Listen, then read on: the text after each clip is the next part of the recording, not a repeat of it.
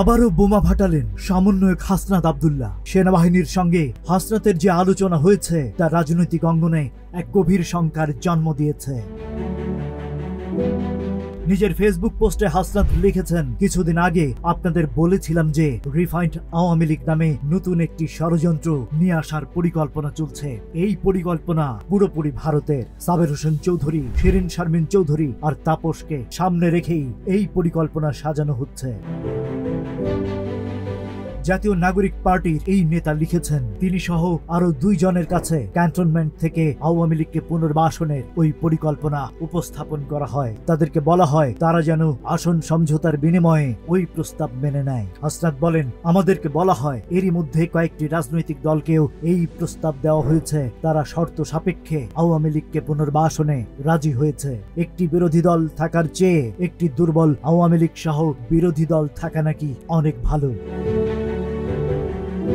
আরো বলা হয়, আওয়ামী লীগকে ফিরতে বাধা দিলে দেশে চরম সংকট সৃষ্টি হবে। তার দায়ভার আমাদেরকেই নিতে হবে এবং Awami League must come back. Hasnat Abdullah দাবি করেন, কথাবার্তার এক পর্যায়ে উত্তেজিত হয়ে অপর পক্ষ থেকে বলা হয় আওয়ামী লীগ ছাড়া ইনক্লুসিভ ইলেকশন হবে না।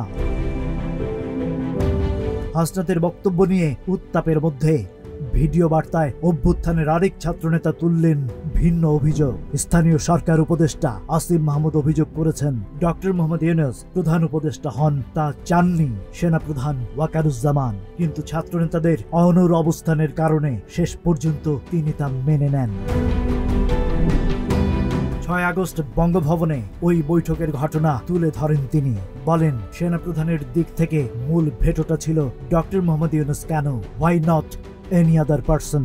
ডক্টর ইউনূসের নামে মামলা আছে, তিনি একজন কনভিক্টেড পারসন। একজন দণ্ডিত ব্যক্তি কিভাবে আসলে একটি দেশের প্রধান উপদেষ্টা হতে পারেন? আসিম মাহমুদ বলেন, সেনাপ্রধান লাস্ট আমার মনে পড়ে আমাদেরকে বলেছিলেন, আমি বুকে পাথর চাপা দিয়ে এই সিদ্ধান্তটি মেনে নিচ্ছি। আওয়ামী লীগকে নিষিদ্ধ করার বিষয়ে সরাসরি অবস্থান না জানিয়ে বিএনপি বলছে, ক্ষমতাচ্যুত দলটির রাজনীতিতে ফেরার বিষয়ে সিদ্ধান্ত নেবে জনগণ। অন্যদিকে আওয়ামী লীগের পুনর্বাসন জনগণ মেনে নেবে না বলে মন্তব্য করেছেন জামায়াতে ইসলামীর আমির শফিকুর রহমান। রাজনৈতিক বিশ্লেষকরা বলছেন, আওয়ামী লীগের মতো রাজনৈতিক দলের কার্যক্রম চালানোর অধিকারের বিষয়টি জনগণের রায়ের ওপর ছেড়ে দিতে হবে।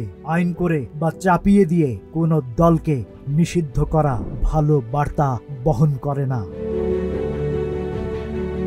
Rajib Raihan, news flash 71।